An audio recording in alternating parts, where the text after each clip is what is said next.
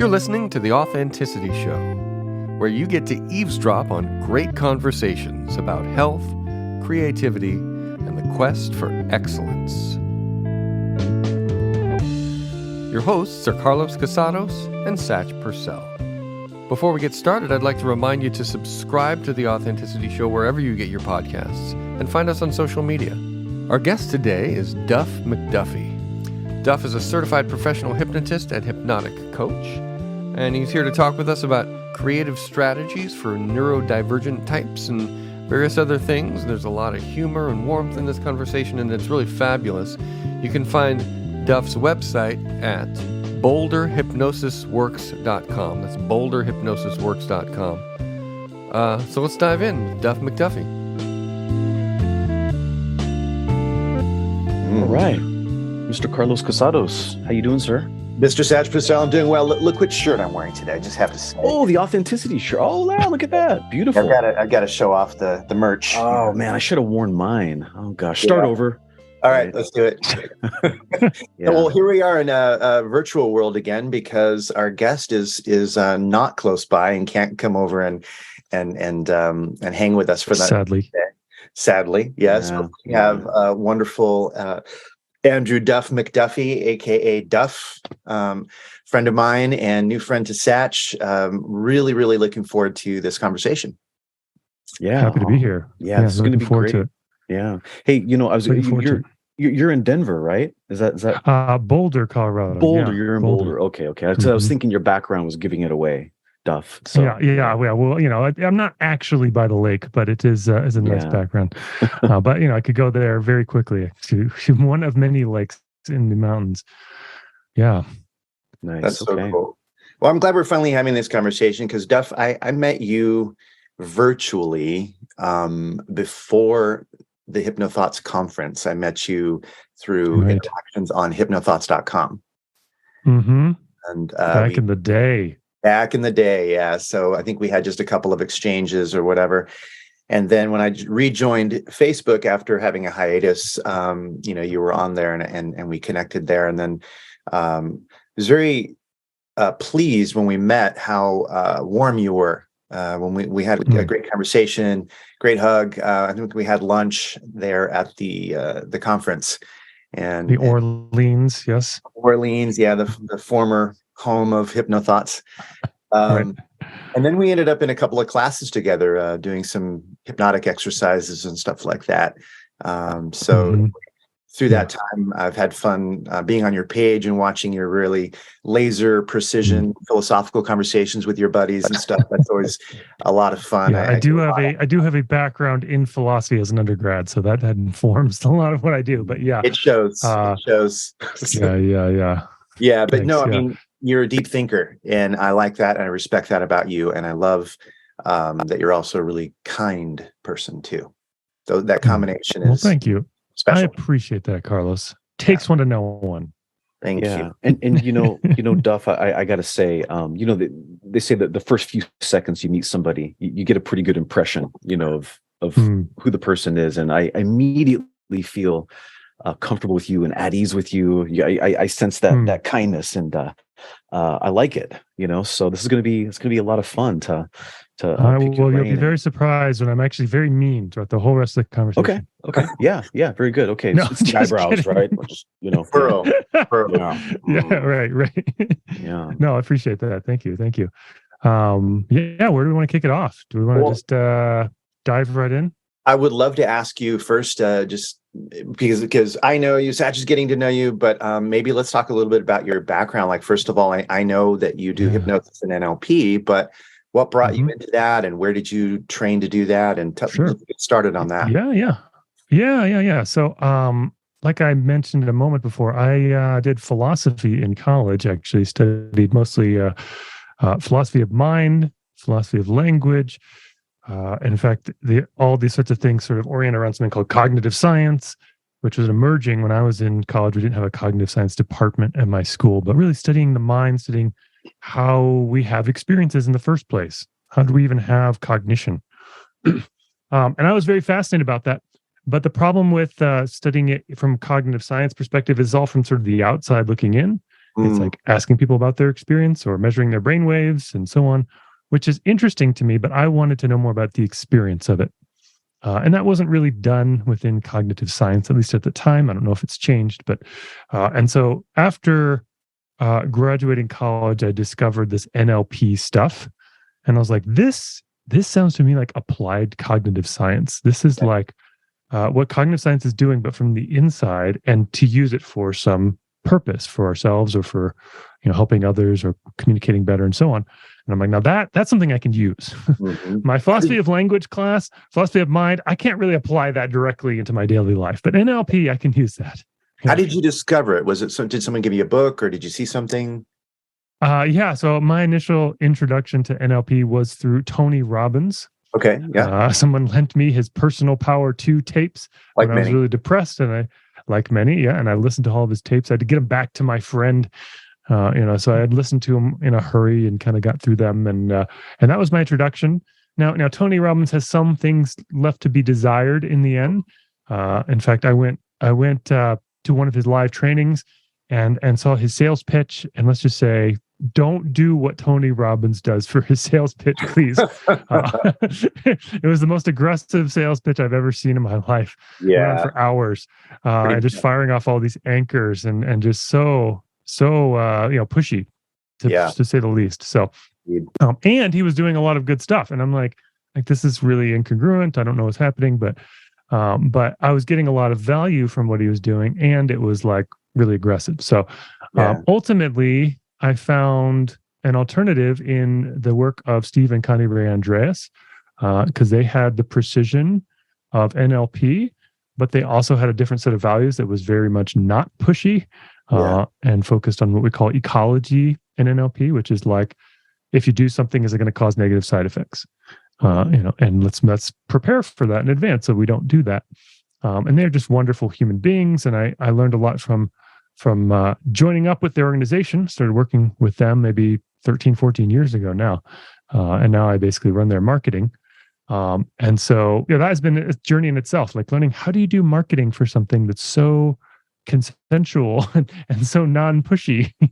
When most marketing is like, buy our shit, you need it, or you're not good enough, So it's been a journey learning how to do that too.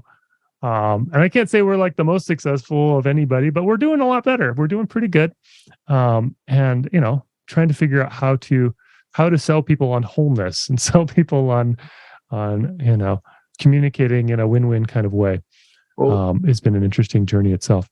It sounds like it. I was actually thinking about how the world, the public world online views NLP, and there's a huge disparity between opinions about NLP, and it's all over the map. Either don't know about it, or they associate it with pickup artists, or they associate it with really heavy salesy kind of persuasion and manipulation. Sure. And then some people look at it more as a change work, just a pure experience, but like I would say, it's such a huge mix, and for good reason. There are practitioners and teachers with all different kinds of morals and different ethical standards. So when it comes to the Andreas folks, I always point to that as an example of where it was done right, like where it was done in a way with deep consideration for the person rather than for the dollar. And it's good. They're not the only ones doing it, thank God, but they're one of the main ones that I always point to, because consistently they have represented that. Even the continued development of stuff that they do, it's all centered around, in a sense, finding yourself and being a better human being, by looking at and seeing who you are, without sitting yourself, I love that. And also there's the additional element there where, Steve and Connie Ray being, in the academic world, still respected. So it's not like they've got this fake doctorate degree or something like that. Connie Ray has a real PhD in psychology, and Steve had a master's in chemistry on hard science. So that really comes through in their work. It does, and so in the world where many psychologists who have just a brief kind of skimming of what NLP is, a brief touch of it, they tend to think of it as like a pseudoscience or some kind of BS snake oil kind of thing. And there are a lot of people out there promoting that idea because they ignore people like the Andreases. They don't look at that exactly evidence. right. So I was gonna just jump in and say, like you guys are both NLP practitioners and, you know, like do coaching and things like that. I'm familiar with it just by being next to people like you a lot. But maybe if we're getting any listeners that are tuning in and they're seeing our show for the first time or something, maybe just in a sentence or two, just kind of describe, just tell everybody what is NLP, and then we can kind of take it from there. Sure. Yeah, I'll chime in on that. So there's lots of different definitions of NLP, but the one that I like the most is neuro-linguistic programming. So programming, our brains are kind of like a computer. They're not a computer, but as a metaphor, we've all heard your brain is like a computer. So neuro-linguistic programming is, if you think of your brain as like a computer, how can we reprogram it for the way that we want? So to program our automatic thoughts, feelings, and behaviors so that they are more useful to us and more beneficial. So that's how I tend to think of it. But interestingly, some people think of NLP as programming other people's brains so they can get what they want. And that's where we get the dichotomy, I think, in NLP between people who are like, no, this is a useful method for helping myself change and helping other people to change themselves in the way that they want, coaching, and that's the way I work. And then there's people who are like, no, you can use these same tools to manipulate people to get what you want. And I think that's true of any psychological tool, not just NLP. True. Someone can take a Psych 101 class and do that to somebody. So it's really, but the same thing's true of any science. This is where I always return to chemistry.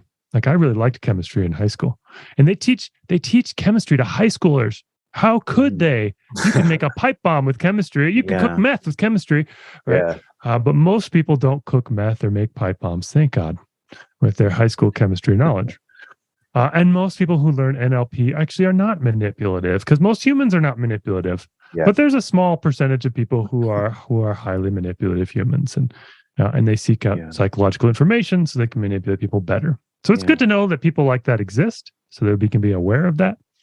But at the same time, we can mostly trust most human beings, I think, and we don't need to develop any sort of paranoia around every human being on the planet. We can just have our spidey senses and trust them when we feel like this person's a little not so great. That's perfect. I was going to say that just like in general, the field of psychology could be used to help people who are having difficulties in their lives. But then we also know that it's pretty much harnessed for the power of marketing and advertising. Exactly, right? You know what I mean? So it's the same thing. And I do marketing for a totally different paradigm of stuff here. Right. It's interesting. Yeah. So I look at all the marketing advice and I'm like, I can't do this. This is incongruent with everything else we do.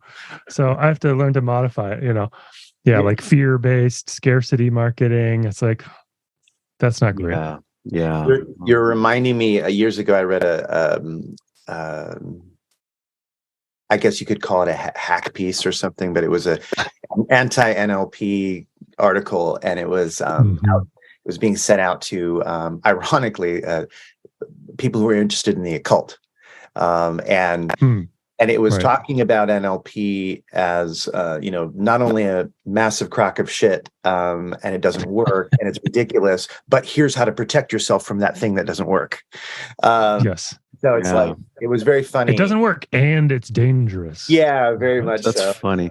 Carlos, that reminds me of the time I might have told you about this. I didn't mean to get into a debate with him, but I accidentally got into a debate with a pharmaceutical chemist about traditional Chinese herbs.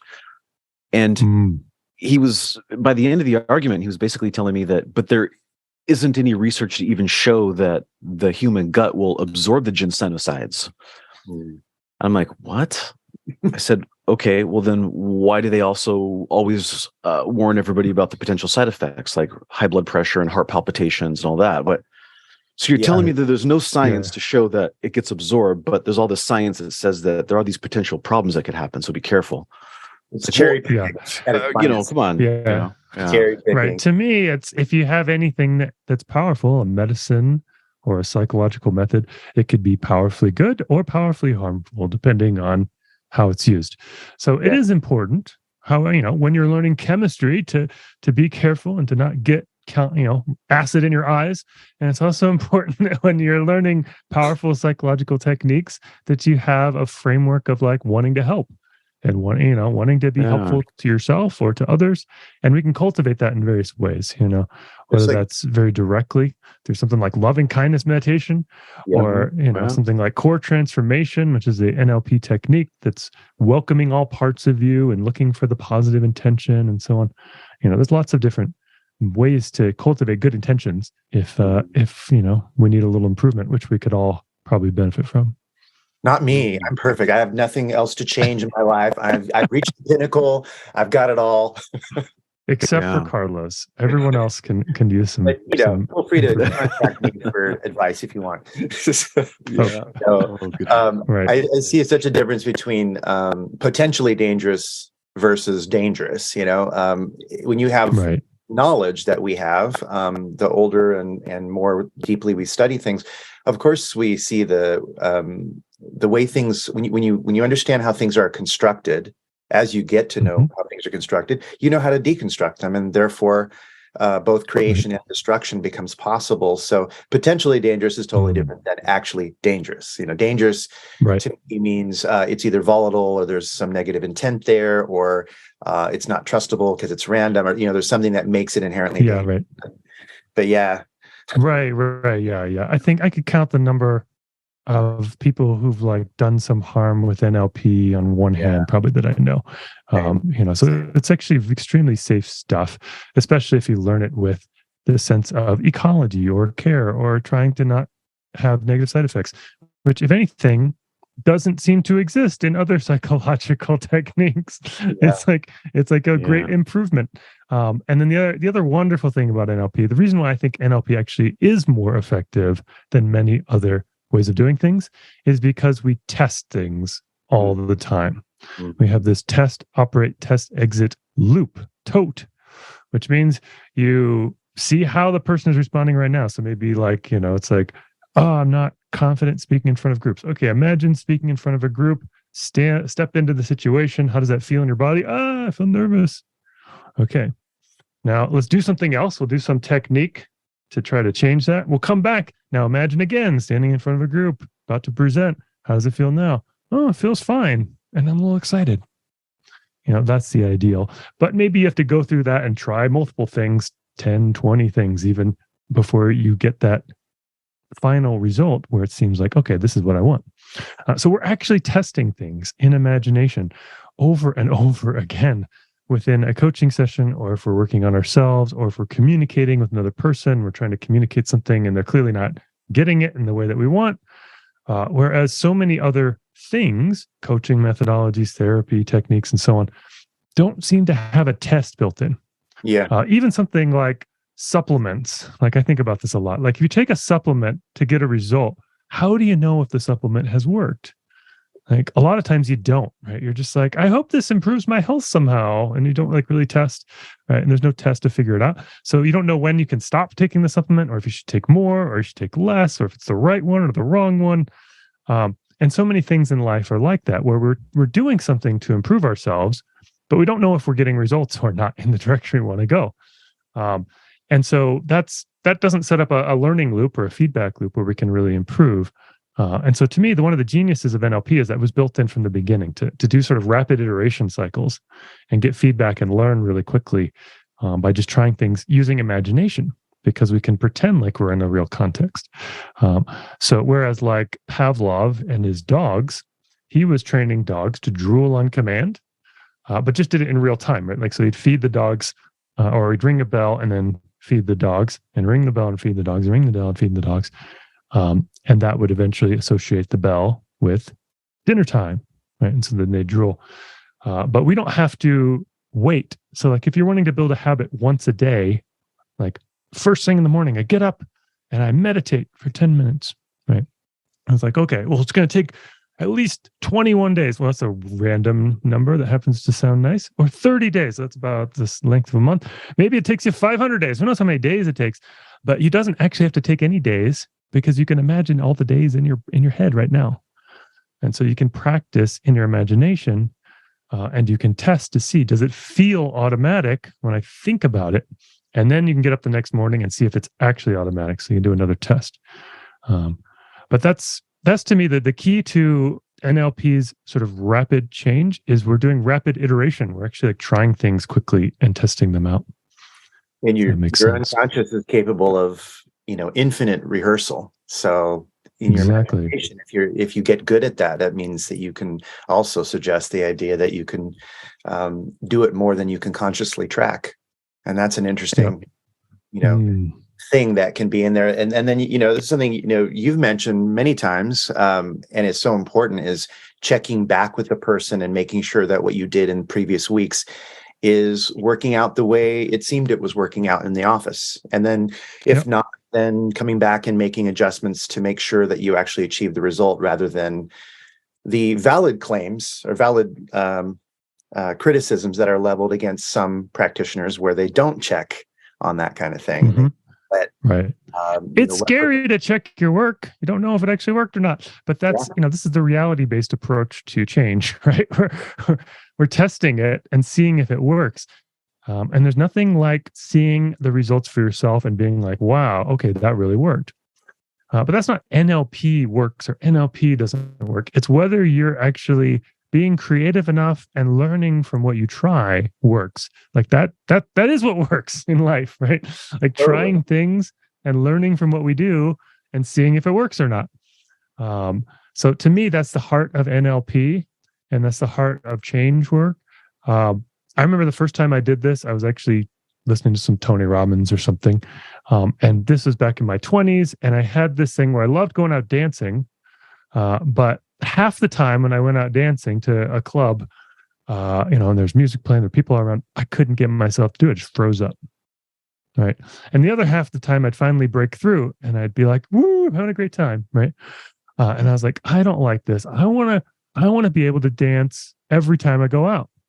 How do I get myself to do this? And I used some mental rehearsal, I used some neurolinguistic programming. What I did is I imagined walking through the door of this particular club I'd go to all the time and immediately starting to dance and just feeling great and being in the zone. And I played that out in my mind 10, 15, 20 times. That's all it took. Next time I went out, it was on from there on. I was just able to get right into there and get over my shyness and get over the frozen state and just do it. That's so great. That's nice. Yeah. Curiosity is so connected to confidence, in my experience, at least.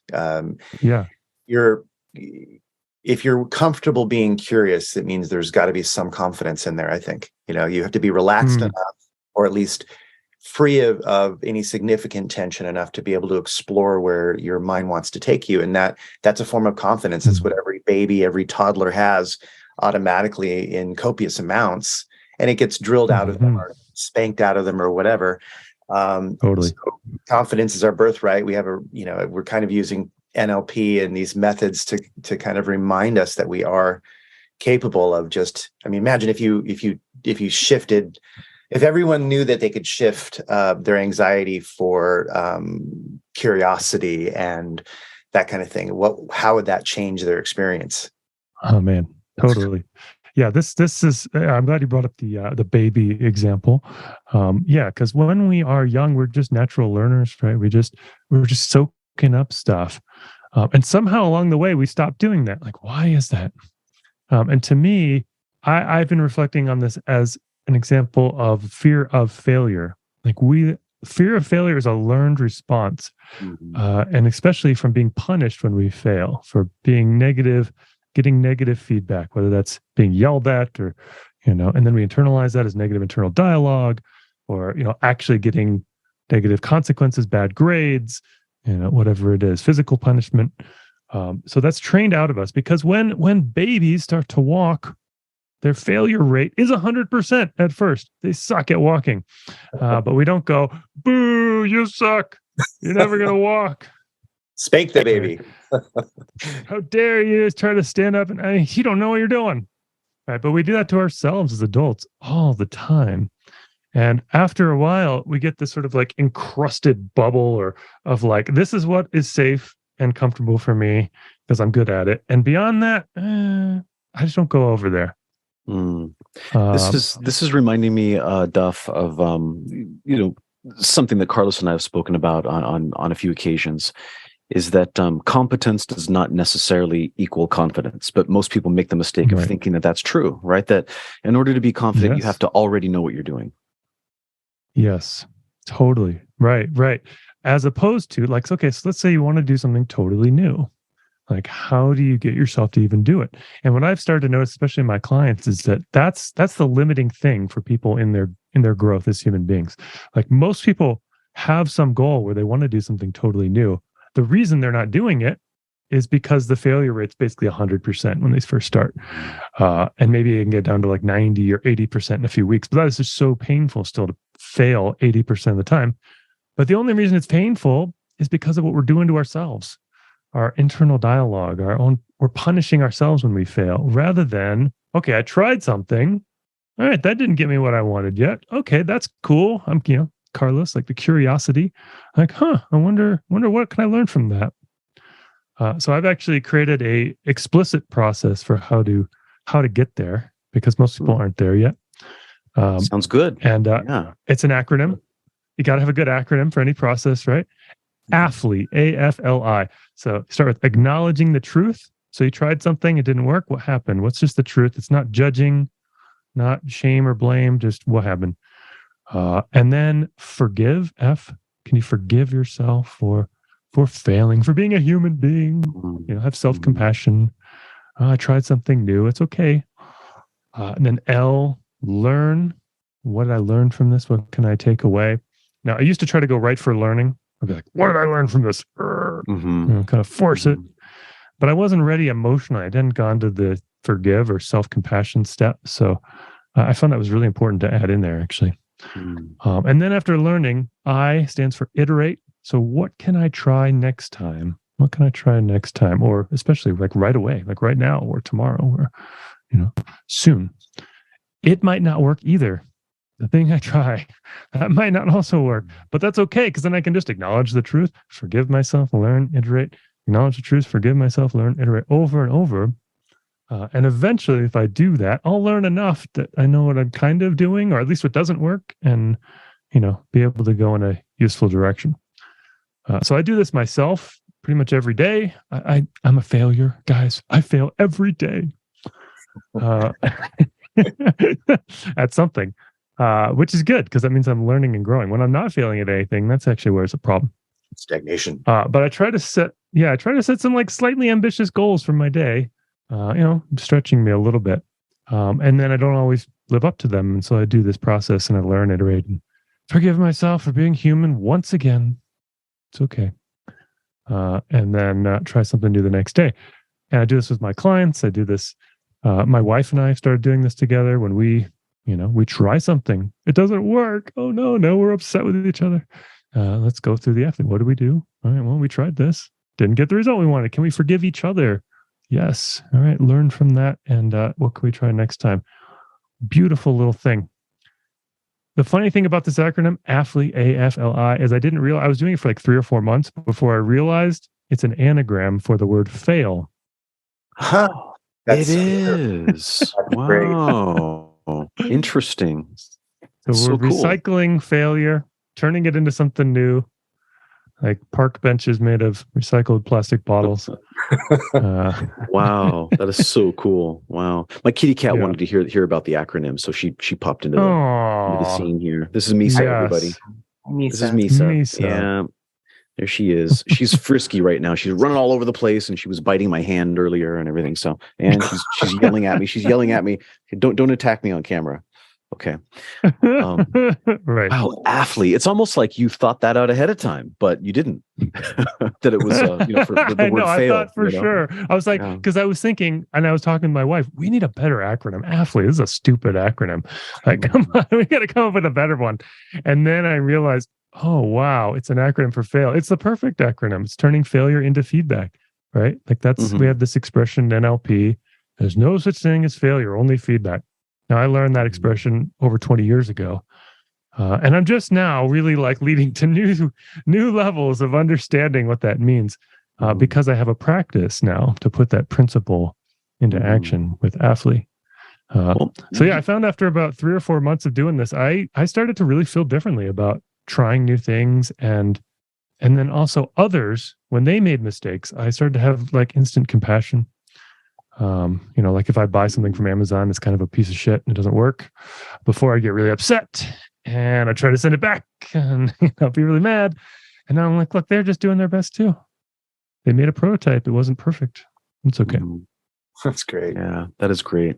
Go ahead. I was sorry. I was going to say that this discussion, I think one of the themes that I'm seeing right now is it's important to have a workable strategy or a model to put into real life practice things that would otherwise be very, more like intellectual, research based, like that. Yeah. And so,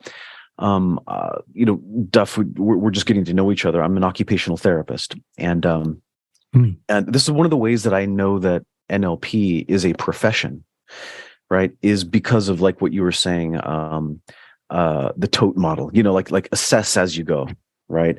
All professions assess and then feed that information back into the system and then make modifications and adaptations and continue. And so all professions do that. And that's one of the things that lets me know that NLP is definitely a profession. What I was going to say is that I was recently teaching a class to some students at the university that I'm at, and we were talking about frames of reference, and so in the occupational therapy world, for example, we would say, how do you take all this research? It might be research in healthcare, maybe psychology, sociology, anthropology, all these, behavioral sciences, all these different things. It's like this big glob of theory, and the word for something that puts theory into practice is a frame of reference. A frame of reference, right? So, for example, the world of psychology is just a bunch of interesting tests and experiments and gives you data, right? But you can't practice that unless you have a frame of reference that harnesses that knowledge and puts it into actual practice. So, for example, cognitive behavioral therapy would be a frame of reference that is able to utilize certain aspects of research and actually apply it in practice, right? And I would say that to me, that's what I'm seeing, is that NLP is a very broad frame of reference that allows people to actually put into practice these otherwise theoretical concepts. So it's just a frame of reference. Right. You know what I mean? It's like, you could switch to another frame of reference, as needed. Totally. An eclectic approach. Yeah. And what I'd say, within NLP itself is sort of a frame of reference containing multiple frame of references within it. It is itself an eclectic approach. And there's constant discussion as to, maybe this old frame is outdated and we should replace it with something new. And some people will splinter off and do that and other people won't. And so there's not necessarily even one unified NLP. There's just a bunch of people cobbling together things that have been useful to them. And I don't even use all of the things within NLP. I think there's so many things within NLP that it's hard to use them all in a given year, let alone in a lifetime. Just like no psychologist could ever use everything that's available in psychology. No, that's even crazier. Yeah, a doctor can't use everything available in medicine. It's just too much. Right? Yeah. I mean, we're in the information age. There's just a proliferation of information and techniques. There is, and that was one of the things that was important to me or significant for me, is realizing how big the topic of NLP really is. Having come from initially doing fast track courses and things where you get a distilled version that is somebody's version, usually Tad James' version of how it should be presented, and then that's what you get, and there isn't a lot of emphasis on here's where this comes from, and here's where you could research more. Here are other variations. Here's other applications for that very thing. It's not black and white. This is not dogma. This is just things that we've discovered so far that works consistently. But there are other ways. Right. They don't teach you to experiment in those fast track courses. So it took a while, but when I realized that there were those other avenues of in-depth discovery, and I met teachers that, particularly my main mentor, who really demonstrated the depth of how deeply it could go. It was kind of like this, not just an aha, but an at last feeling in my heart, because I love deep topics, Taoism or martial arts, and anything that you could dive into in a really deep way. So that was in sharp contrast to what people were claiming about NLP, which was that it was just pseudoscience, it's a silly little thing, and it's not actually the case. If you dive into what it really is, it's super deep, and you could probably go all your life and not know everything there is to know about NLP, as you said earlier. Yeah, people end up specializing. But yeah, I think to me, the difference between, say, a fast track, superficial overview of NLP and the deeper dive is in these frame of references, like TOTE, like test, operate, test, exit. If you're actually testing things regularly, you're going to learn as a practitioner too, and you're going to be like, oh, I learned this method, and as I use it, it's, for whatever reason, it's not working for me or my clients. Like, this is a very common thing.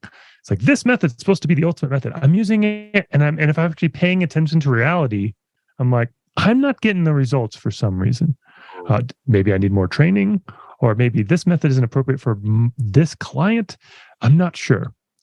But if we have this attitude of like, let's find out what's real here. Let's find out like how we get a real change with this person, rather than I'm just applying the thing and now I'll never talk to you again. And yay, it looked good to me. Look good. Then we're engaging with reality in a way where we're learning and growing too, as a practitioner, as a coach, as a therapist, whatever the role is.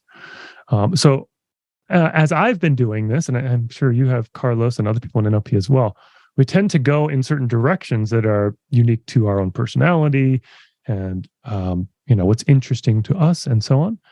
And lately, I've been going in some different directions in my own coaching and in my own understanding of NLP, partly inspired by Jess Marion, who I know you work closely with as well, and Sean Carson and Sarah Carson, the HNLP kind of school. And then, but also just one thing I've realized after working with clients for a long time. So there's an approach where the client comes in with a problem, and you take these tools and you're like, I'll use my tools to solve your problem. And that's not bad. But what I noticed in that is there's an element of like, well, this client would already solve their problem if they had some of the frame of reference that I do. Like, they wouldn't even be here, and they would be able to solve lots of other problems in their life that they don't even know are a problem yet, or they're not able to address yet, and so on. So part of what I've been transitioning to is trying to teach people how to think differently and experience life differently so they can actually effectively troubleshoot all of their problems, if that makes sense. Yeah. So like in NLP, we talk about like noticing difference versus noticing sameness as a meta program. That's a technical term. You don't need to know what it means, but it's just a filter. So some people are filtering for what's different here, and some people are filtering for what's the same here. Now, whenever you're going to change something, if you're filtering for what's the same, you won't notice the tiny little incremental difference that has already taken place. Like if you're trying to go from, bench pressing 45 pounds, just the bar, to bench pressing 225 pounds, you're not going to get there in 1 week or 2 weeks or even 6 months, probably. It's going to be a long, slow journey. So noticing when you go up by 5 pounds or 1 rep is very important. If you discount that as like, no, I only went up 1 rep. This isn't working. NLP doesn't work. Bench press doesn't work, Carlos. I've been bench pressing for 3 weeks and I've only gone up 1 rep. Duff. I went to the gym once. One time I went to the gym. It totally didn't work. Yeah. Didn't work. I am not fit. Right? Yeah, didn't work. You have to go for a long time. It's a slow thing. And in order to be motivated, you have to be excited about making an additional rep from last week or last month, right? So trying to teach my own clients to notice tiny changes. Did things improve even 1% since last week? Or another thing, like a large percentage of clients. So the first session, you do something, right? Do some NLP change work. It looks good. Next session, how does every client want to start the second session? oh, it didn't work. Nothing has changed. So they're not noticing difference, number one. Let me tell you about all the other bad things that are happening in my life and get into a really unresourceful state. Then we'll try to troubleshoot from that really unresourceful state. Yeah. So I found that's probably not the best state to come up with creative solutions outside of the box to solve your life's biggest issues.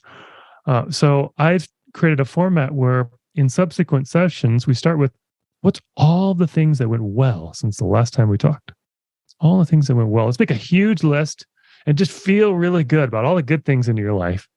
Don't worry, we'll get to the problems in a moment, get to the room for improvement. But first, what are all the things that went well? This works on multiple levels, trying to reverse the negativity bias. So many people have such a, we're evolved in some ways to just notice all the negative things so that we survive. But now there's an infinite number of those, and it just gets overwhelming and we get unresourceful quickly. So having more of a positivity bias that we can get ourselves into feeling good. And then that's also a better place to brainstorm solutions to problems. And there's always going to be room for improvement. No matter how many NLP courses we've done or how long we've done this, there's always going to be room for improvement. If we're only focused on that, we're going to be miserable till we die. So we gotta take some time to smell the roses and just feel good. So I'm teaching people these kinds of principles of like, what are the principles that if you actually embodied them, you would be able to solve your problems creatively in your own life. Then you can take techniques and apply them from embodying this way of being that's just very, very good at solving problems, and finding creative solutions.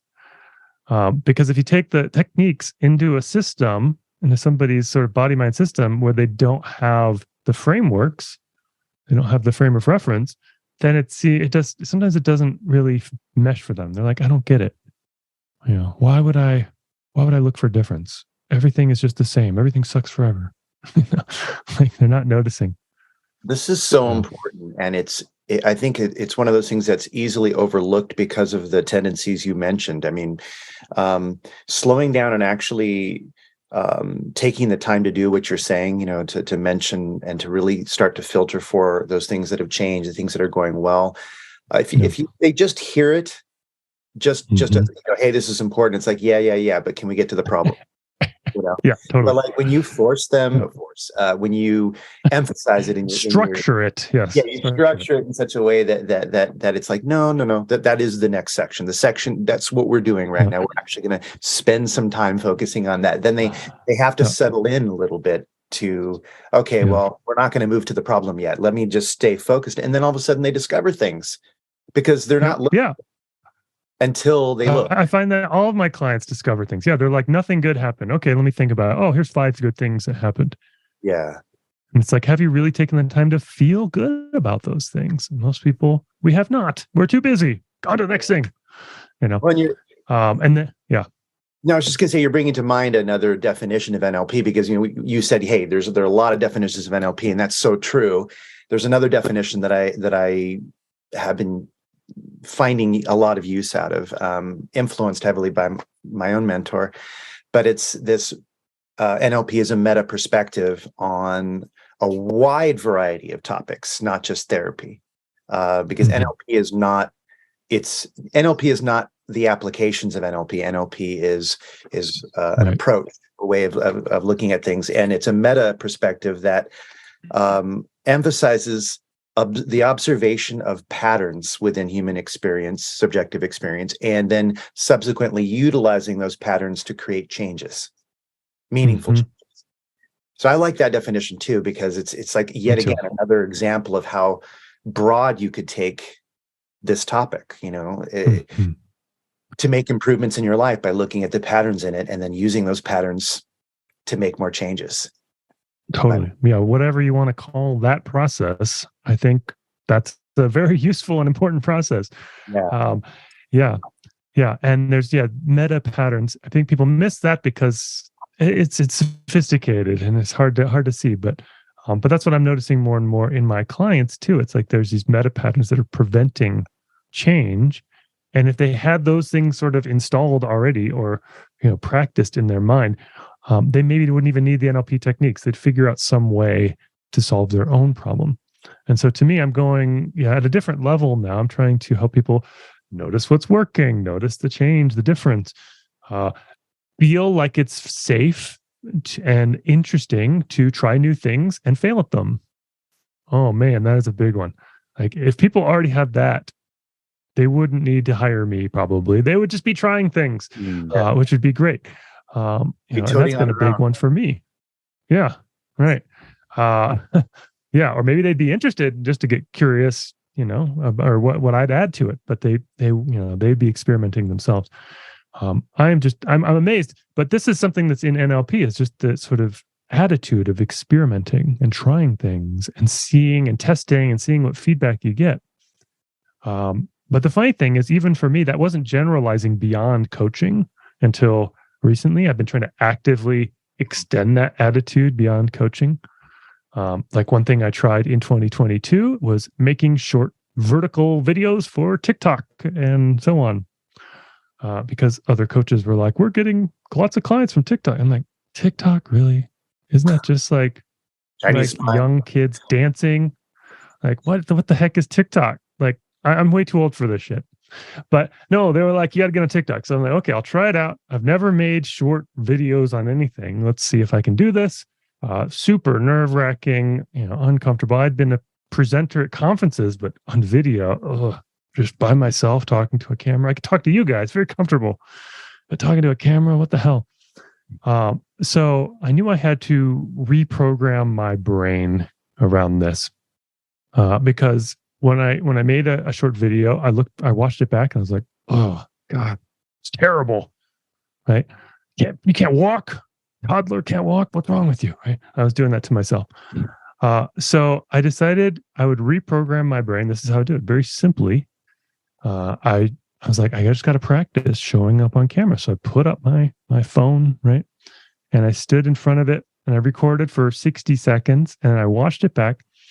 And my brain goes, blah, terrible, blah, blah, blah. I'm like, okay, let's put those thoughts aside for a moment. What's 3 things I like about it? Genuinely can appreciate about what I just did. All right, well, I showed up. Yay. My lighting was actually pretty good. I had a nice ring light. Yay. And the audio was good. I'm using a lav mic. Okay. All right. Do it again. Another 1 minute. Do it. Watch it back. What are 3 things I like about it? And then 1 thing to improve for the next take. 1 thing to improve for the next take. So 3 more things I like. And then it was like I'm scrunching up my forehead in this weird way. Like, what am I doing? Let's see if I can relax my forehead. Try it again. Watch it back. I forgot entirely to relax my forehead. Try it again. But each time, 3 things I liked about it, and just 1 thing, not all the things that are wrong with it, just 1 thing that I could do better for the next time or differently. I now have 116 TikTok videos up. They're doing pretty well, surprising to me. And I enjoy the process. That was my goal. Can I get to the point where I enjoy the process of making videos? Because I know it's going to take a while to be consistent enough to then be good enough to then get results that I want. But this is true of so many things, right? Like anything we really want to take on long term that we're not doing now, probably we don't enjoy the process right now. It probably sucks. Yeah. Like, you want to write a book and you're like, writing sucks. Like you're never going to write a book. You're never going to get through it. Mm-hmm. Yeah. You're reminding me of like a metaphor to do with playing video games. Now, granted, not everyone likes video games, but you could definitely say that millions of people love playing video games, and you're never good at the video game when you start it because you get first-person shooter game, you're going to get killed right away, or if if it's a racing game, you're going to crash the car. It's going to happen over and over again, and people don't sit there and say, I give up. If they're a video game person, they go, oh my God, let's do it again. Hit the reset button. And they're just at it. And then eventually they get past that level and then to the next level and the next level until they, theoretically finish the, all the levels of a game or whatever. Then, so that example to me is perfect because it's like they have a frame of reference that says, I'm here to play the game and try to beat it. I'm not here to overly concern over myself when I lose. I'm just going to keep at it until I beat the game or whatever. That's Right. And they get better and better at it along the way. Carlos, I was going to say, wouldn't that be fun to design a bunch of video games that instead of, shooter games and race car games, right, that it actually lets you practice making life decisions? Absolutely. Like create a Taoist game. You get into a situation, you handle it wrong, then you learn a lesson from the Tao, right? Yeah. And then, start over and try it again. Then you learn those lessons and keep going to higher and higher levels, or whatever it might be in life. Yeah, that'd be wonderful. Be Yeah, we need more games like that, Satch. We definitely do. No question. Yeah, Taoist gamers. Taoist gamers. Gamifying things is probably one of the best things we can do to make it fun and focused. Yeah, and what is gamifying? What is gamifying? Just creating a different structure of doing the thing that's more enjoyable. Yeah. That where you are actually enjoying the process. Because so many things in life, like there's something we want in the future, and we think if at some level, if I get that thing, then I'll be happy, then I'll be satisfied or at peace, right? And then some different scenarios could take place. One is we could actually get the thing, we persist and we get it, and then we're kind of like, we're happy for like a moment, and then we're kind of just dissatisfied again. And this is a very common situation. But of course, maybe don't even get the thing. Right? You struggle and you struggle and you struggle and you don't even get it. And so is it really worth sacrifice, intense, painful sacrifice the whole way to your goal, if when you get it, you're not even that satisfied, or maybe you don't even get it? Maybe there's a better way. Maybe there's a better way where we could enjoy the process, or at least not burn out, have a little bit of fun, make us come more alive, more playful, more curious, as we're doing the thing, as we're pursuing the thing. That's my theory, at least. That's a thesis for my new book, The Joy of Doing, that I'm writing now. But can't wait to get into this. I know. Yeah. I was saying you're sounding very Taoist, Duff. Oh, sounding very Taoist, very Wu Wei here. Mm-hmm. Everything we're talking about seems to be pre-frames for this book that you're talking about. So I look forward to diving into that. Duff, you are writing this book, The Joy of Doing. Great title. Joy of Doing. Yeah. What's prompted you to write this book, first of all? Yeah. So a number of things. So a few years ago, actually, it was sort of right before the pandemic, maybe, I was thinking about niching as a coach, because everyone's like, in order to be successful as a coach, you got to have a niche, a certain group of people you work with, and specialize. And I've been resistant to this for a long time because I'm a broad thinker. I was a philosophy major. I like to think about all of human life. But I was like, okay, fine. I'll think about what could be a niche. And I realized, like, what do all of my clients have in common that I've loved working with, or what are some of the things they have in common?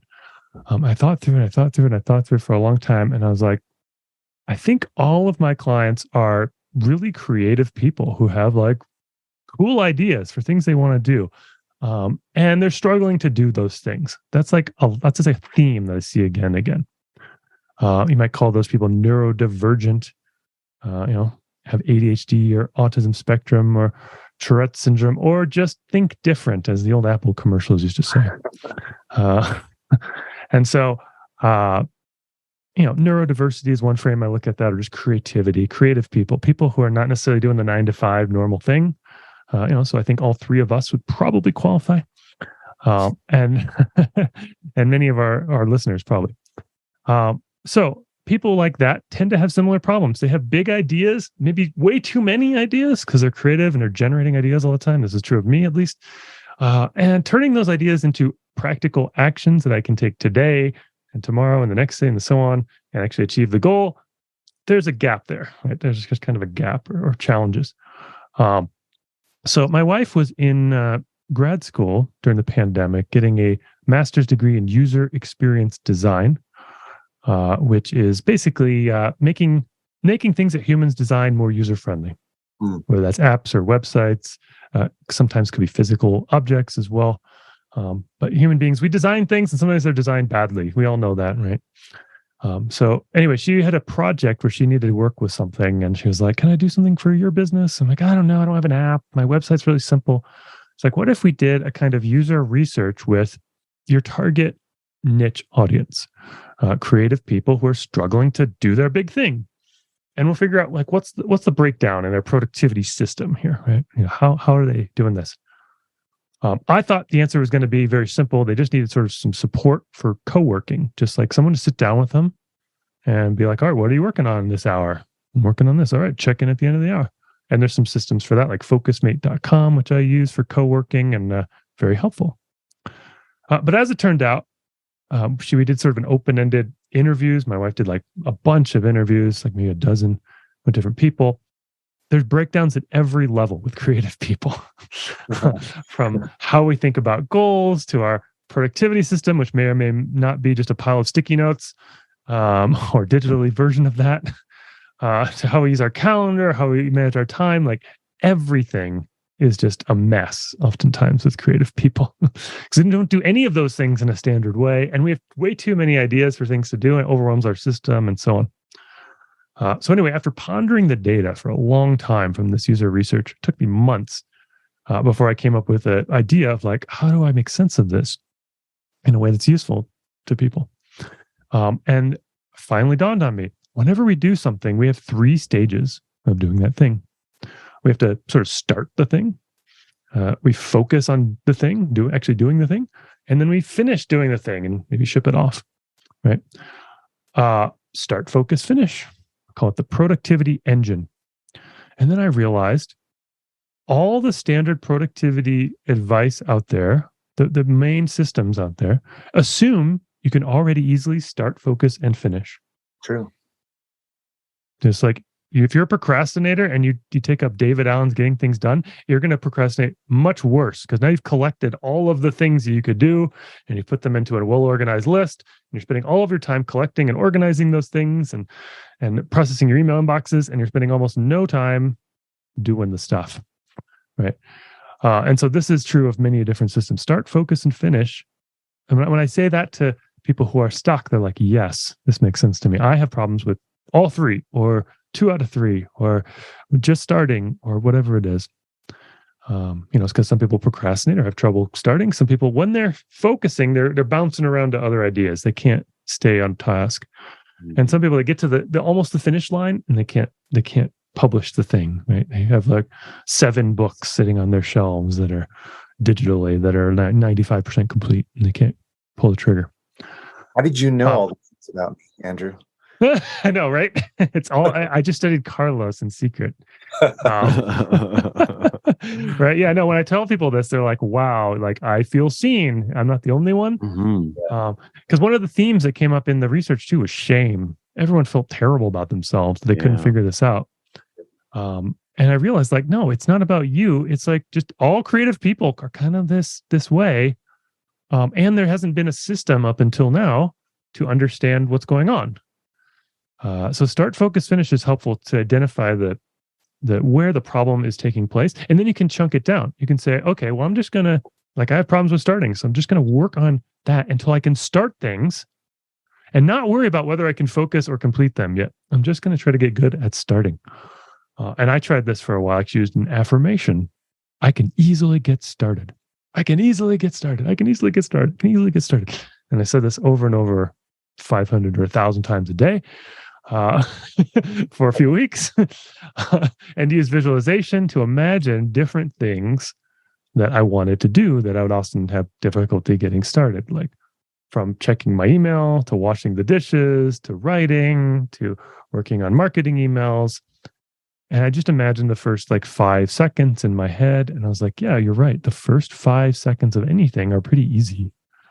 I'm not like deadlifting 500 pounds here. I'm just like turning on the tap and getting some hot water come out for washing dishes.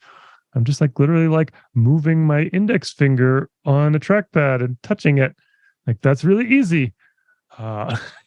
So I started reframing in my mind that starting anything is incredibly easy. Because I had this belief before, starting is hard. I'm bad at starting. I'm a procrastinator. So I was working on that for a while.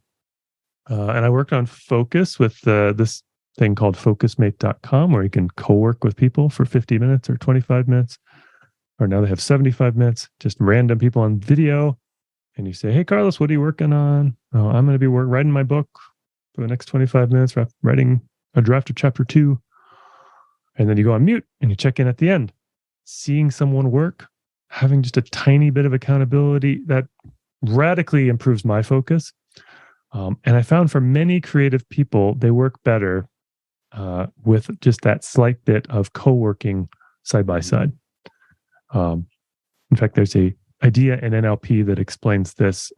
Shelley Rose Charvet, a NLP trainer in Canada who does stuff with meta programs.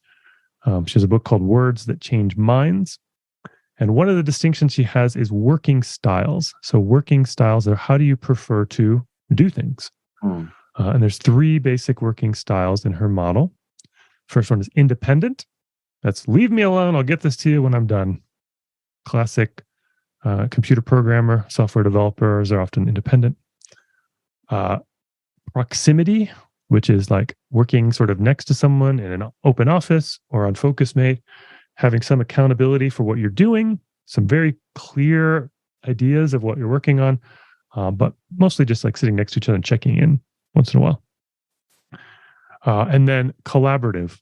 Collaborative is like, let's jump, let's go into a conference room with a whiteboard and think this through together, or jump on Zoom and think this through together. 80% of people are proximity in her research. In general, they like to work next to people and have clear understanding of what they're doing. At the beginning of the pandemic, I was suddenly working from home, independent, and I couldn't get anything done. I was like, what is wrong with me? Talking about shame. I was like, I can't get anything done. I know it's the beginning of the pandemic. I'm doom scrolling, to understand what's happening, but like, why can't I get anything done? And then I learned about FocusMate, and suddenly I'm like, this is the most productive I've ever been in my life. Nice. What is happening? This is so simple. And I tried the Pomodoro technique before, where you set a timer for 25 minutes and you have one thing that you work on. I could do for like a day or two and then I drop off. But with another human there that I have to say what I'm doing, I'm incredibly focused. And that's true for most people. That's why people go to gyms. You could buy all the equipment you need for the rest of your life for, a few $1,000s, save some money, just put up a gym in your house. But most people like to go to the gym because when you go to the gym, that's socially where you work out. Right? Everybody else is working out. Nobody here is just binging Netflix. Whereas at home, Netflix seems more appealing. So then people are also have working styles based on activity. Like for me, when I'm writing, I like to either be independent. Proximity is okay, but I'll often get in the zone for hours. I don't want anyone interrupting me. It's very annoying when I get interrupted when I'm writing. Whereas writing marketing emails, proximity is great, and for planning certain things, I really like collaborative. Like I sometimes can't think through or prioritize very well unless I have another human there thinking through with me. Duff, I was going to say, as you were describing these 3 styles of working, since I think you said 80% are proximity based, right?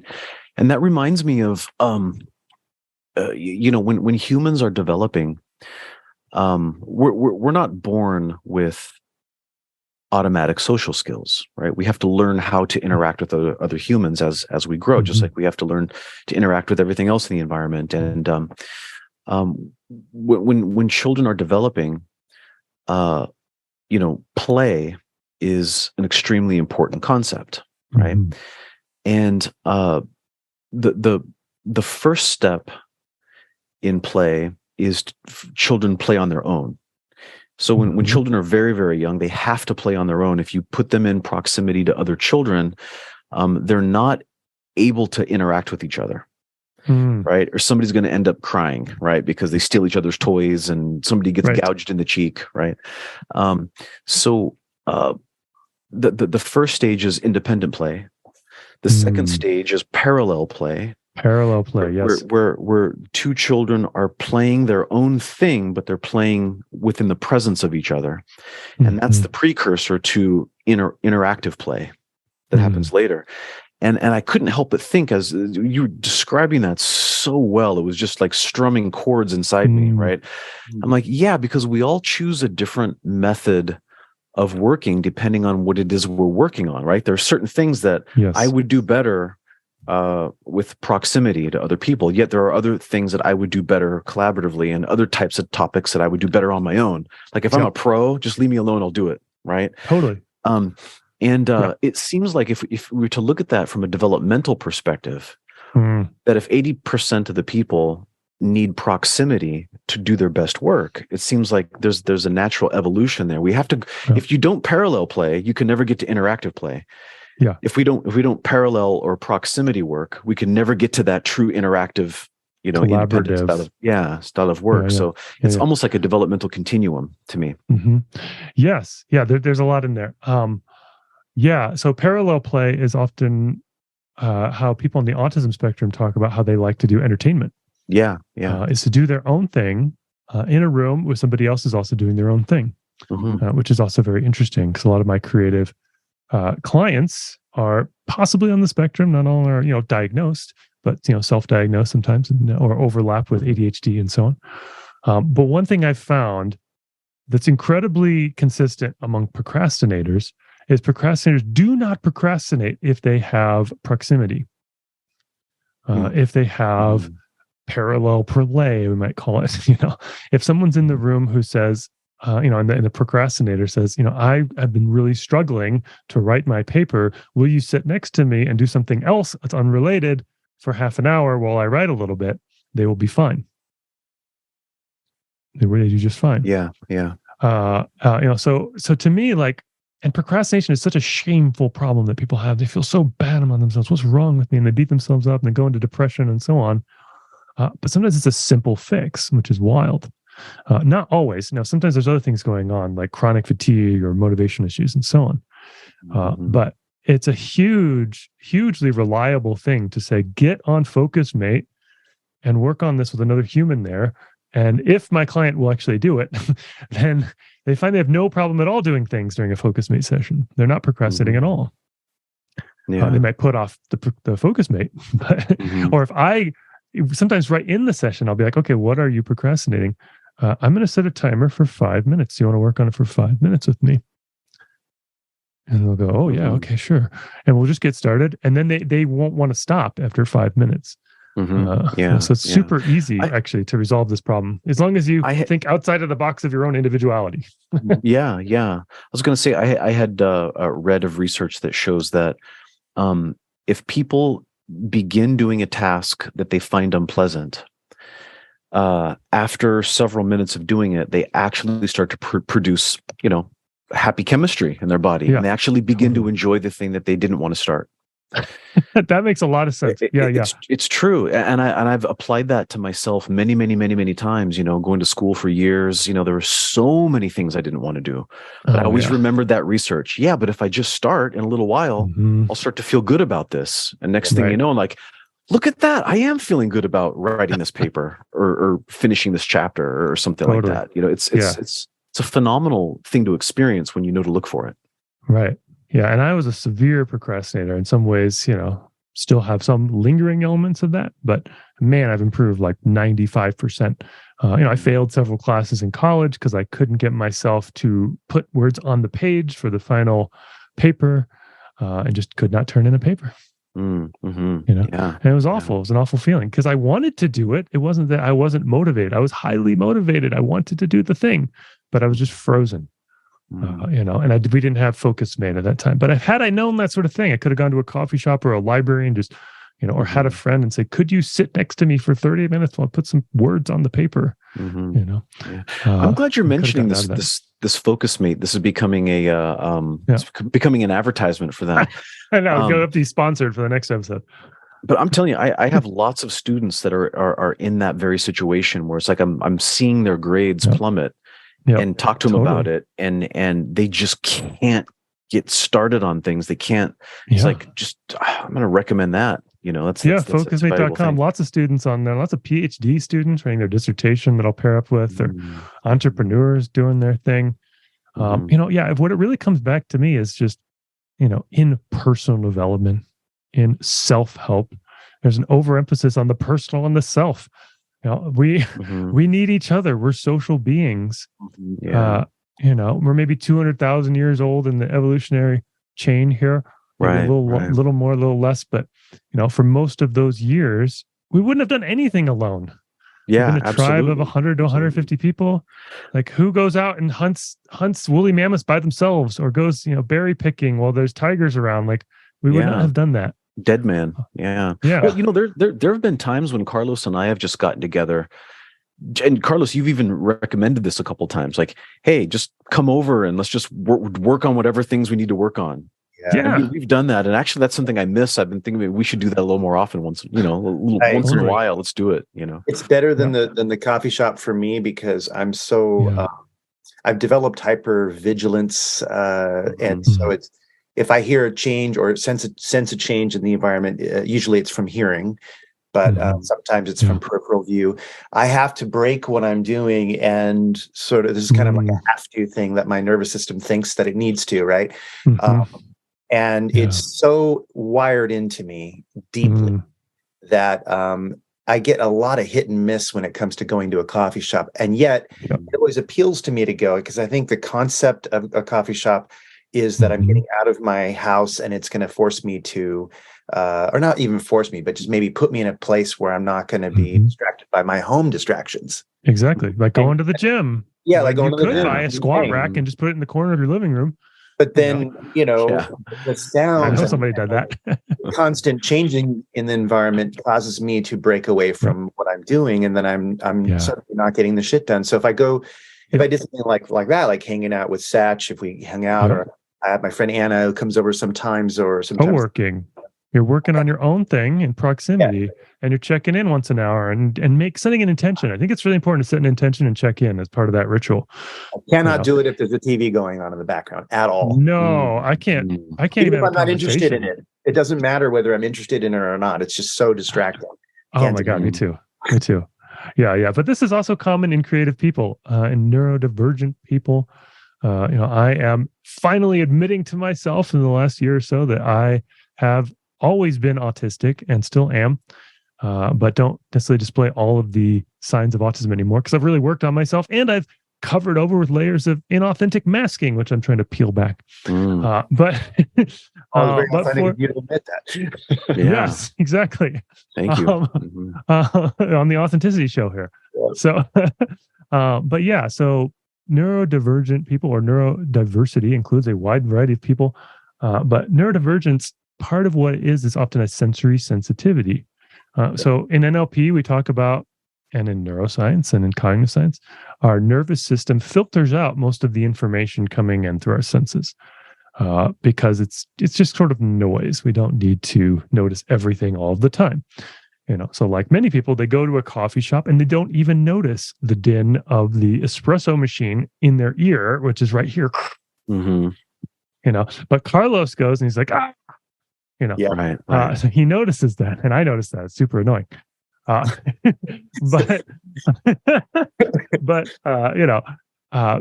Depending on the person, certain things filter out more easily than others.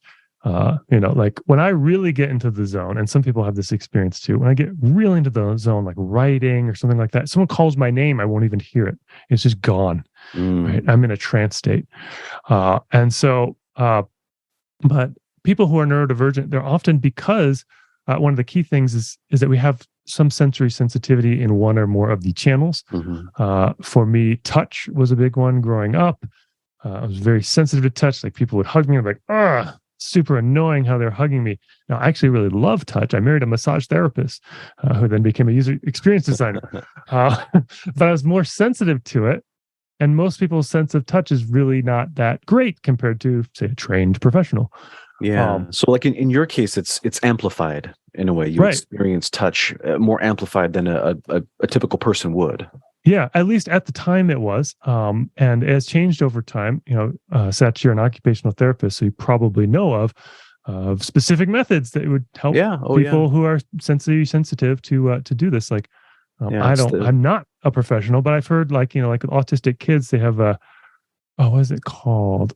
Oh, there's something where they can't be touched. It's like sensory defensiveness. Yeah, tactile defensiveness. Yeah, right. Tactile. So we in occupational therapy, just real quick, we use a frame of reference. We were talking about frames of reference called the sensory integration frame of reference. And so yes, it basically takes the idea that if a human is a black box, it uses an open systems theory. If a human's a black box, then there's input, throughput, output, and feedback. And so whatever's going on inside that box is the nervous system's ability to self-modulate all the different sensations that are coming in. And so then what we do is we carefully select which sensations we want to feed into the system to allow the black box to make an adaptive response. Yes. And, so that's kind of what we're talking about. Yeah. Right. And so, when someone has more sensitivity, this is my theory, maybe it's true or not. When somebody has more sensitivity, talking about sensory processing or sensory integration, like it takes more time to process and integrate. Or maybe even, specific methods that person hasn't been taught yet.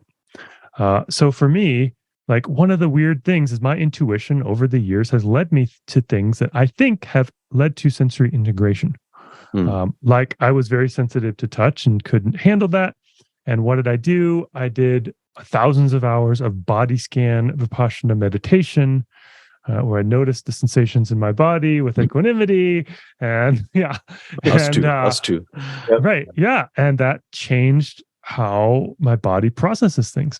It also changed how my emotions and so on. But and then what else did I do? Oh, I went out dancing. I was like just drawn towards spontaneous, improvised Friday night dance therapy, I called it. I'd go out, I would be totally sober, and I'd go to the club and I'd listen to loud music and I tried to dance, which was very hard for me. I was very uncoordinated growing up. I'd bump into things. I tried out for the basketball team in high school. I was obsessed with basketball. I was shooting hoops hours a day. Got cut from the basketball team, even though I'm 6'5", because I was just so uncoordinated. I had a terrible shot. But I did thousands and thousands of hours of ecstatic dance.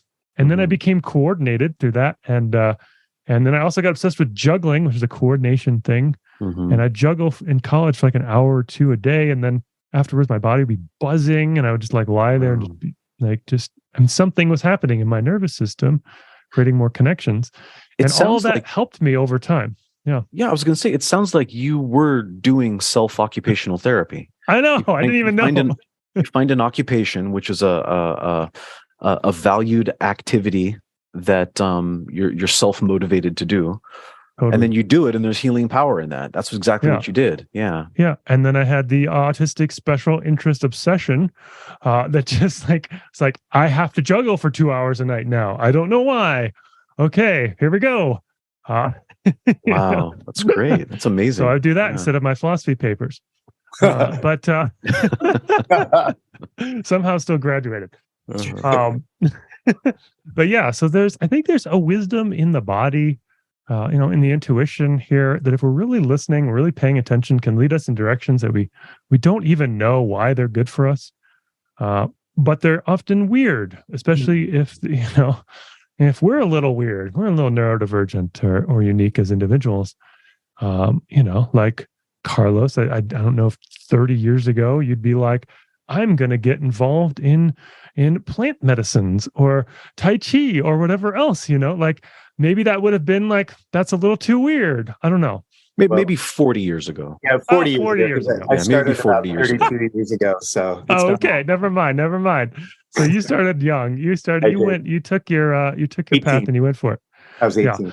Which is great. But I think a lot of us, we're too shy to really go on the path that's calling us, whatever that is, in terms of what's really authentic for us, in terms about the authenticity show. Once again, I run into this all the time. Like I had a client recently who came to me basically presenting with burnout, right? Burnout. They're in a high pressure field, a creative person in a creative field, but very high pressure. I'm listening. I'm listening. Yeah. Yes. Okay. And one of the things I immediately said to them was like, okay, what's your creative outlet? What do you do for a creative outlet? And they said, I'm just too busy for that, but I do have projects or ideas. Maybe next year, a year from now, we can handle all the things on my plate and then we can get to it. I'm like, okay, And I just kept bringing it up, like, sounds like you need a creative outlet. And, by the third or fourth session, they were actually open now to doing that. And they'd always wanted to make a video game. And so I was like, well, what's stopping you from looking into that today, this week, like for just 15 minutes, an hour? And they were like, you're a good point. But, the way they brought it up was like, oh, this is going to sound really stupid. Oh, it's childish.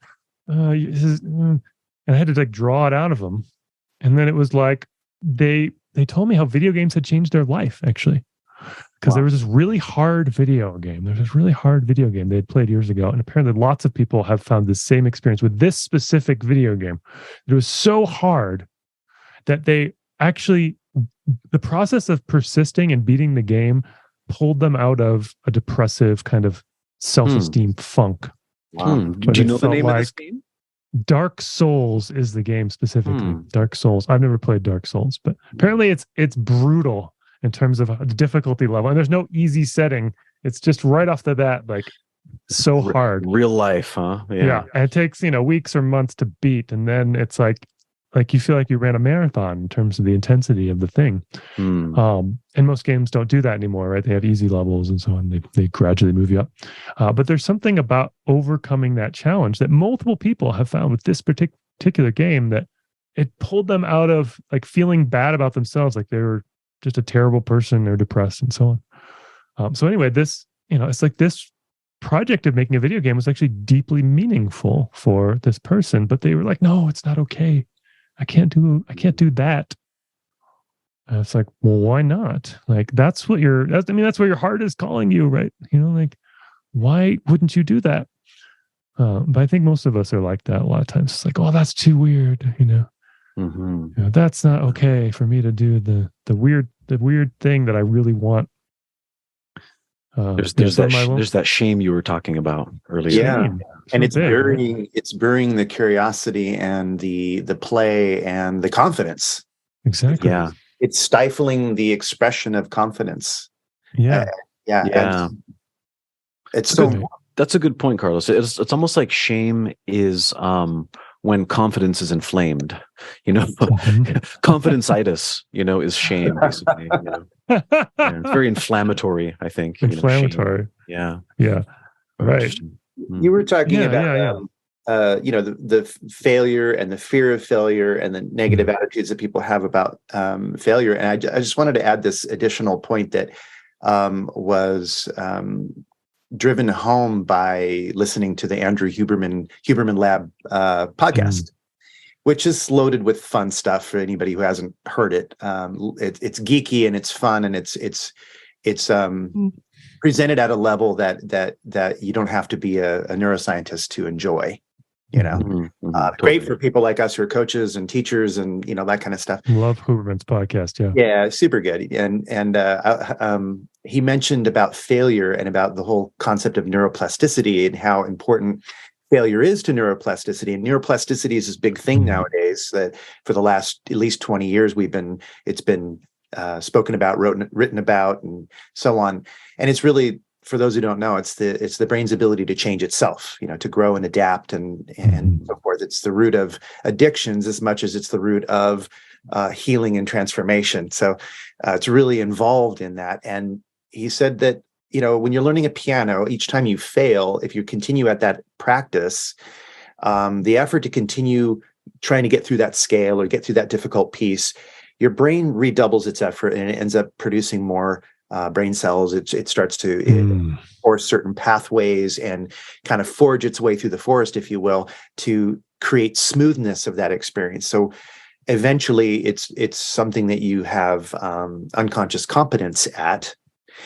So I try to frame with people a lot that the failure is something that you should begin to accept and maybe even enjoy as a necessary sort of step before you get to the unconscious competency stage. That's right. Failure itself is actually, you can just tell yourself, reframe that the failure is building brain cells. It's building neurons. It's reinforcing your experience. It's redoubling your efforts. It's making you refocus to become better. So I love it. Yeah. So I started a coaching group recently and one of our main themes is making it safe to fail. Right. And this is something based on a weekly accountability group doing a couple of years here with some friends. And, we started with 8 people in week 1 of January 2021. By week 3, we had 3 people. We had lost more than 50% of our people from our weekly accountability group because people didn't do the thing they said. And the last thing they wanted was accountability. Ironically. So we realized, even though we had framed the whole thing, it's like, this is, we're not, beat anybody up for failing. We have such internalized this idea, I think, that we feel so bad. So I created a cheer for failure. It goes like this. So people can, if you want to reframe, you could use Carlos's reframe, so you could use this one. Failure is good. Failure is fun. When it comes to failing, we're number 1. Yeah, a bunch of losers. Yeah, we're the best losers. Yeah, we won a loser championship. Yeah, we do that in my weekly accountability group. Whenever we fail at anything, we do the cheer, and we have the foam finger. Got to get the foam finger. My little nephew was really he's about 9, and he was performing really well in his soccer game, and he's a little guy, but he's so fast. And we're talking Satch, I'm talking about Jake. Yeah, that's what I figured it was Jake. Yeah. Okay. And his team won the championship, and then they went on to this other team that was challenging others that had won the championship, and they got like second place or something like that on that. So they first place won, and he was disappointed because he said he lost. And I said, well, first of all, number 1, you are kicking ass, little guy. Like you run so hard. You hustle when the coach, and you never stop. I said, that's what I'm really proud of you about is all that effort and all that determination. That's what's most important, because there's going to be other games. I said, but secondly, I said, and this is something I learned from James Tripp, actually. Love James Tripp. Really lose the championship. You just didn't win. Because you didn't have it in the first place. How can you lose something if you didn't have it? Yeah, it's a good point. Yeah. And so he's like, oh yeah, that makes sense. And I said, yeah, so you did great, and you won the second place is what happened. Yeah, totally. Yeah. Next time you'll win third place. Nice. Who knows? Right. Yeah. You didn't lose anything. Yeah, these kinds of reframes, and then the athlete, very helpful stuff. I think it's helpful just to even realize that it's very normal to have a fear of failure and feel shame if you fail at something. Like, just even normalizing that and feeling like, oh, I'm not the only one. Which is why I started a coaching group to actually get people together so they could all be like, oh wait, we're all dealing with this. Okay, this isn't just me, because everybody goes, it's just me, which is ridiculous. It's a human thing, and it's a human thing because I think of how we've set up schooling and parenting and society. So there's room for improvement on the in the larger sphere here too. Like what if we optimize school for the enjoyment of the learning process rather than for grades? And we tried to measure creativity and curiosity, and that was what we tried to maximize. Obviously we have to learn and teach very specific curriculums to blah, blah, blah, and meet these goals. But I'd have and same thing with now if you did that. I know, right? Exactly. Yeah. Easily. I know. Like we're all lifelong learners, and so many creative people are. And then, and some of us shut that down. I think human beings are lifelong learners, but some of us shut that down because we're scared, scared of not knowing and scared of failing and trying to learn something and having it not work and so on, and not being good enough.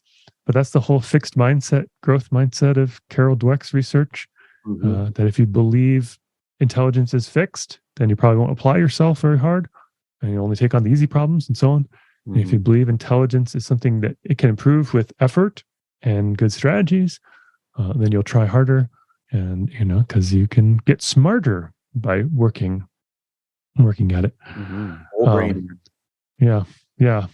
But yeah, it's a whole thing that we get rigid in some ways as we age, just because we are afraid of what is out there. But there's good stuff out there. There's really cool stuff. There's aliveness out there.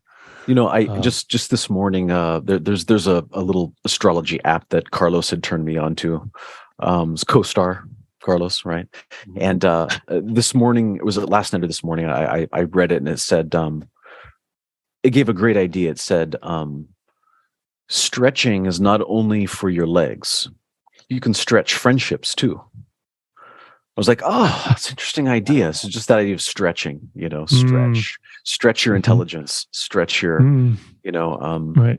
ideas. It's not just for your legs, basically. Right. I like that. Oh, that's a good one, because cool. I have a way that I like to stretch. I don't always do this, and I should probably stretch a little bit more as I'm getting older here. But just make sure you don't procrastinate on that. Yeah, exactly. Yeah. Yes. But the way I like to stretch is I like to sort of move into the stretch until I just feel a little bit of stretch, right? Just a little bit of tension there. Instead, I used to just keep pushing and pushing a little bit more, a little bit more, a little bit more. Now I just hang out there where I feel the stretch, and I take 3 to 5 deep breaths without going any further. And then what I notice is it just releases very slowly. And I'm comfortable in this range that was uncomfortable 20 seconds ago. Yeah. Now it's comfortable. So it didn't take long to expand my comfort zone. I only had to leave it slightly, and then my comfort zone expanded. And then I'll go just slightly more into the stretch. Okay, slightly more. And then I'll stop and breathe there for 3 to 5 breaths. And I'll just release again. And I'll do this 3 or 4 times. Man, feels like I just got a massage. It's an amazing experience. Yeah. And I think that can be a metaphor for stretching ourselves in any direction. There's so much emphasis in personal development on going hard or going home, pushing yourself. Yeah, get out of your comfort zone. Get out of your comfort zone. It's outside of your comfort. Yeah. Right. But what if we expanded our comfort zone? What if we grew our zone of comfort so more things were comfortable? Yeah. So we brought our resources with us rather than leaving our resourceful zone and going to an unresourceful zone to just feeling bad. Like, what if we just felt a tiny bit of discomfort, or it doesn't even have to feel uncomfortable. It just can be like a different kind of sensation. But then expand and bring our resources with us, whether that's comfort or curiosity or courage or confidence. It has to start with C, though. And then expand that so that we have more things that we're comfortable with. And that's actually been part of my own journey. Growing up with autism without knowing that's what was going on. Everything was uncomfortable. From the tags on the back of my shirt to conversations with other humans, and much more. And so a lot of what I learned cognitive behavioral therapy before I knew there was a term. Like, I remember like feeling the fear and doing it anyway kind of stuff when I was in middle school. I was like, I can feel the fear in my chest, in my belly.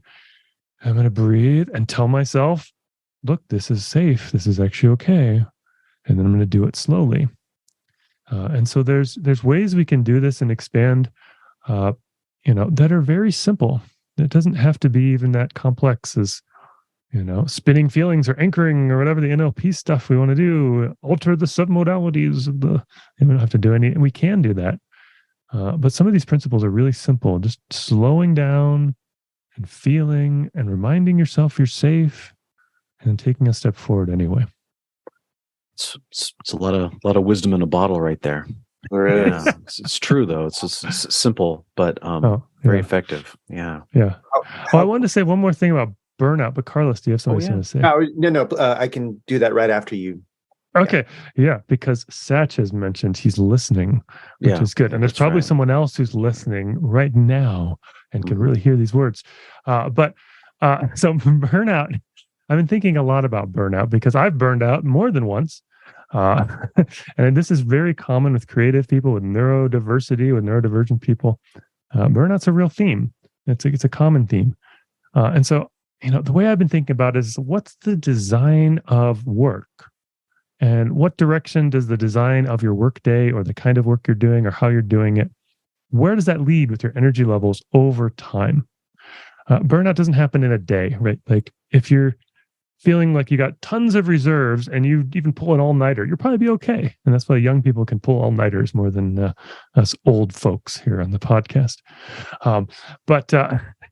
But like what we're doing in life is either leading to slightly more energy and vitality over time and aliveness, or slightly less energy and vitality and aliveness over time. And so, like, can we redesign work or even just our own personal schedules, or the attitude or intention we're bringing towards work that will guarantee increasing energy and aliveness over time? This is the question I've been asking myself for a couple of years, really, when I was like, the right problem to be solved in the productivity world is not how do I get more done or how do I do things more efficiently, because you get more done, there's just more to do. It's endless amounts to do. The right problem to be solved is how do I get more energy and aliveness over time through doing. So one way is making things more enjoyable, but also there's a huge conversation to be had here about rest. And how do we actually rest and restore our energies? You two are involved in Taoist ideas. Taoism, of course, has the idea of Qigong, Qi being vitality or energy or aliveness, and Gong being work or practice. So things that we do, what are things that we can do that increase our aliveness? That might mean breathing and moving your hands slowly and visualizing, which is how people generally think of when they think of Qigong. But it might mean going for a run 3 times a week. It might mean like lying down on the floor and feeling your body, sort of Vipassana style, body scan, or just taking more breaks, or honoring your limits, or saying no to projects when you feel like you've got enough on your plate, or camping in nature. Like, there's a lot of ways we can restore our energies, but first we have to value it. Like, we have to actually care about that, not just about the output of our productivity, but the input into our energy levels, into our soul, into our aliveness. Like, invest in rest is my expression for myself. I like that. Amen. Invest in rest. Yeah, I like that. That's great. That's great. I love that idea of you're either doing things leading to more energy or less energy. It's so simple. Yeah. But that's true. I can reflect on myself and go, oh, when have I been making that choice that's going to pull me down? And focusing on your output versus valuing your input. Right. Yeah. Totally. Right. There's always going to be more things to do in 2023, man. If you tripled your productivity, all that would mean is you triple your to-do list. Yeah, you're just expected to work harder after that. Yeah, right. The most productive person on the team gets the most work. So that's not our competitive advantage anymore. It doesn't really make sense. It's not what makes sense now. Yeah. It's not loving kindness to yourself. It's not. Yeah. And we have real human physical limits. But we're smart creatures. We're smart and lazy. That's really our evolutionary advantage. We're like, if there's work to be done, can I use a lever and do it by just moving my pinky finger instead of using my whole body here? That would be great.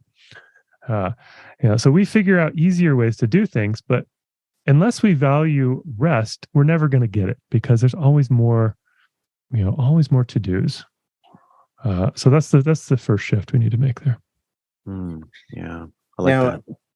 Flowing from that, how close are you to finishing your book, The Joy of Doing? Well, just started, so quite close. No, but I am in a book writing class with Richard Nongard, another hypnotist. He calls it the 12-week book. I don't think I'm going to complete my book in 12 weeks, but maybe 24 weeks. That seems more reasonable. It is my first book I've ever. It would be the first book I've completed. I've started several other books, so I'm getting better at the process of failing to write books, which is great.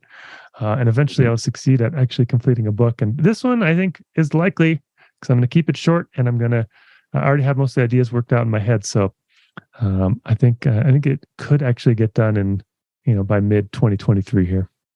Plus, you have some social accountability because of what you've written on Facebook. People who are I've just told the world. Yeah, seriously. Yeah, you could just replay this podcast and then just start working on your, and then there's your proximity. If I proximity, I'll just have you guys with me. That'd be great. So hey, Duff, how maybe you could talk just a little bit about how people can find you and Sure. let people know what's available in terms of the work that you do. Yeah. So my website, boulderhypnosisworks.com, Boulder, BOLDER, as in Boulder, Colorado. BoulderHypnosisWorks.com. You can find out all about my one-on-one coaching there. I also have group coaching. We meet every Sunday. We just started on January 8th of 2023. So you can jump in anytime, but we've got a great group forming and we're practicing having a safe space to try new things and fail and learn from that. So people are excited about that. And I've also got some videos on TikTok, on YouTube, on Instagram, and so on. It's the same content mostly on each one of those things, but you can find that all on BoulderHypnosisWorks.com. Got links to all my socials and stuff there. So check it out. Okay. Beautiful. Perfect. Gosh. Yeah. And this whole time the Tao has been flowing in the sky behind Carlos's head. You know, that for those of you who don't know what the Tao is, that's it. It's that green stuff up in the Ethereal. sky. Well, you can't. The Tao that can be named is not the true Tao. So. Yeah. So then it's the reflections off the water and your background, Duff, and all that stuff. So. Well, and I want to acknowledge again that once again we have I didn't realize this when I invited Duff to the podcast, but I knew it somewhere in the back of my mind, but it wasn't conscious that we have a meeting of Vipassinators. Yes, Vipassinators. We're all Vipassinators. We always feel excited about that. Like it makes us smile when we realize, oh shoot, you've done Vipassana too. It's kind of like I don't know. It's like a brotherly or sisterly. Yeah. It's an intense experience. So anyone else who's gone through that trial has my respect too. Yeah, definitely. Yeah, as soon as you meet somebody who's done it, there's this instant knowing and an understanding of like, oh, we're cut from the same leather. Yeah. Yep. So very cool. Yeah. Awesome. All right, guys. Well, this has been lovely and very. Just a wonderful dive into these ideas. I really am grateful that we could work out a time where we could connect online like this and have this interview. It's been really fun talking with you, Duff. Great fun. Yeah, this has been great. Yeah, I feel like I know you a little bit now. So cool. Now we're friends. It's too late. Now we're friends. My brain always goes back and forth between Andrew and Duff and Duffy. Yeah. My brain always does that. Facebook required me to use my birth name Andrew for a long time, and I finally got him to change it back to Duff, which is what I prefer. But it's Andrew's okay, but I much prefer Duff. So yeah, sounds good. All right. Well, all right, everybody. Thanks, everyone. Yeah. All right. Fun. So until next time, stay authentic. Oh yeah.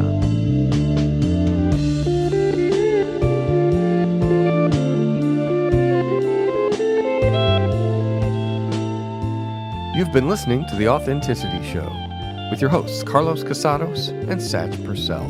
Very special thanks to our guest, Duff McDuffie. If you want to get in touch with Duff, you can find his website at BoulderHypnosisWorks.com. My name is Oliver Althoen. I produce the show. I also wrote our theme song, which you're listening to right now. Please remember to subscribe to The Authenticity Show wherever you get your podcasts. Find us on social media, and you can find our website at AuthenticityShow.com. Thanks, and have an authentic day.